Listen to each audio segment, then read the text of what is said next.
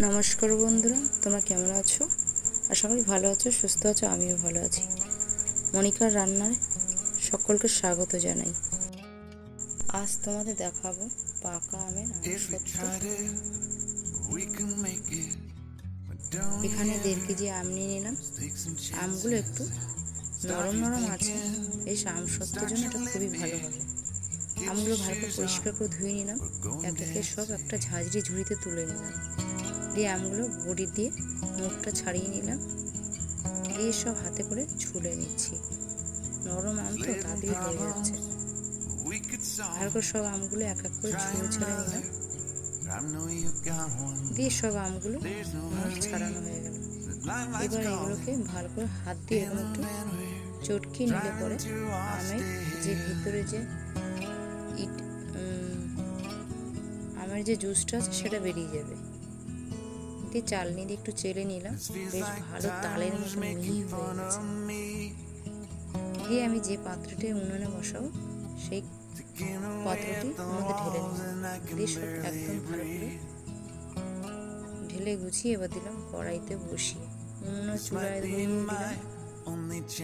এবার এখানে সতর্ক থাকতে হবে, যাতে আগুনটা বেশি আছে।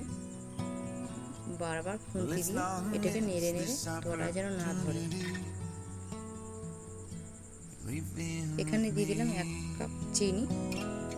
হয়তো আমি মিষ্টি থাকলে চিনিটা না দিলেও হবে। এখানে হালকা একটু 1 চামচি নুন দিয়ে দিলাম, 1 চামচি হলুদ দিয়ে দিলাম। কালারটা বেশ সুন্দর আসবে। দিয়ে ভালো করে এটাকে নেড়ে নেড়ে তলায় যেন না ধরে, কড়াইয়ের নিচে যেন না বসে যায়। দিয়ে দেখুন কত সুন্দর ফুটছে, আমটা কালার এসছে।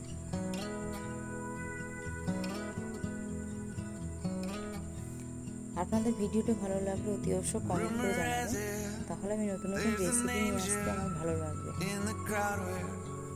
তো এখানে হয়ে এসছে। এবার একটা থালায় একটু তেল দিয়ে থালাটা ঘুরিয়ে নেব। দিয়ে ঢেলে নিলাম, যাতে তলায় থালার নিচে লাগবে না। দিয়ে যেখানে এলোমেলো করা আছে খুন্তি দিয়ে সমান করে দিলাম। দেখুন, না হলে হাত দিয়ে একটু থালাটা ঘুরিয়ে দেবো, বেশ বসে যাবে। দেখুন কত সুন্দর হয়েছে। আপনারা একবার ট্রাই করে বানিয়ে আমাকে কমেন্ট করে জানাবেন।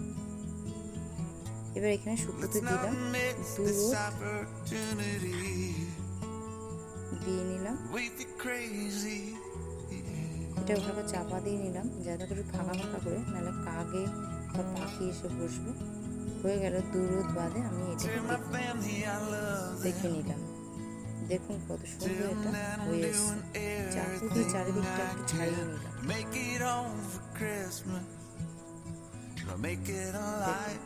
এবার আস্তে আস্তে হাত দিয়ে আমি একটু হালকা করে নিয়েছিলাম, যাতে থালার তলা যেন না লাগে। দেখুন হয়ে গেল। ঝটফট কোনো ঝামেলা নেই, খালি উনুনের চুলায় একবার জাল দিয়ে রোদে ফেলে রেখে দাও, ব্যাস। নিশ্চিন্তে 2 দিন রোদ খেলেই হয়ে গেল আমসত্ত্ব তৈরি। আমি একটু উল্টেই দিলাম, যাতে থালার নিচে যেটা ছিল সেটা উল্টিয়ে দিলে বেশ ভালো হয়। দিয়ে হয়ে গেল আমসত্ত্ব শুকানো। এবার কাটবো, একটা ছুরি নিয়েছি। এবার এটাকে সুন্দর করে গুছিয়ে গুছিয়ে কেটে নিয়ে তবেই পরিবেশন করব। দেখুন কত সুন্দর কালার।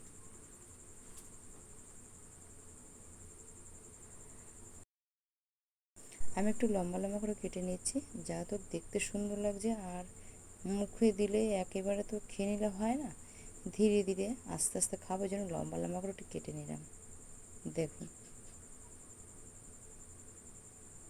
আপনারা একটু ট্রাই করে আমাকে কমেন্ট করে জানাবেন, তাহলে অতি অবশ্যই আমার একটু খুবই ভালো লাগবে। হয়ে গেল দুর্দান্ত একটা রেসিপি, আমসত্ত্ব।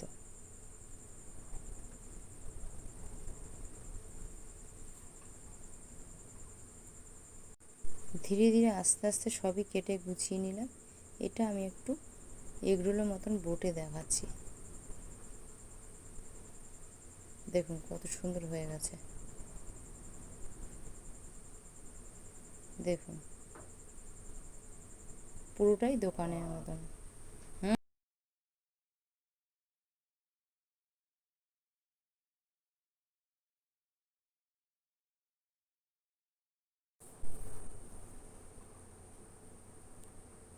এবার সব আস্তে আস্তে ধীরে ধীরে সাজিয়ে প্লেটে করে তুলে নিলাম, পরিবেশন করা হবে এবার।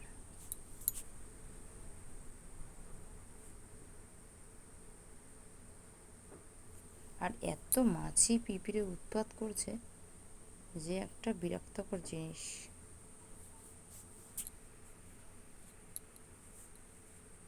দেখুন কত সুন্দর রেসিপিটা হয়েছে। দেখুন কোনো ঝামেলাই নেই, কোনো ঝামেলাই নেই।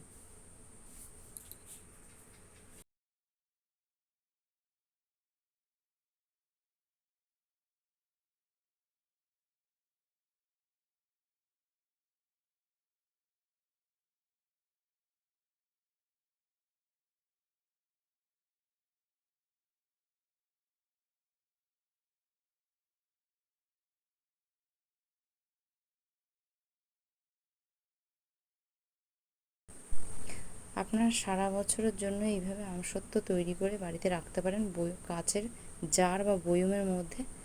আমি যেটুকু হয়েছিল সেটুকু একটা ছোট্ট জারের মধ্যে রেখে দিচ্ছি। তবে একটু চাকু দিয়ে ছুরি দিয়ে একটু পিস করে হালকা করে মাথাটা কেটে নিলে পরে দু ভাঁজ করতে সুবিধা হয়। দেখুন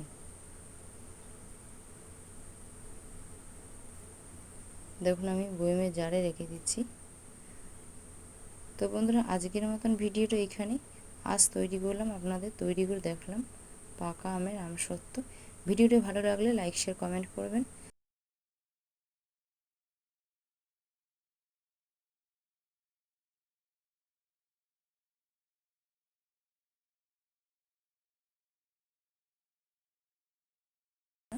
নতুন বন্ধুরা আপনাদের কাছে একটাই অনুরোধ, একটি করে সাবস্ক্রাইব করে আমার পাশে থাকবেন। Bye bye, tata. Comment share করে আমার পাশে থাকবেন আর নতুন নতুন ভিডিও নিয়ে আসার জন্য আপনারা খুব উৎসাহ আনন্দ দেবেন। Bye bye. ততক্ষণ জন্য ফিরে আসছি, আপনারা ততক্ষণের জন্য আমার চ্যানেলটি সাবস্ক্রাইব করে আমার পাশে থাকবেন। আমি টপ করে চলে আসছি।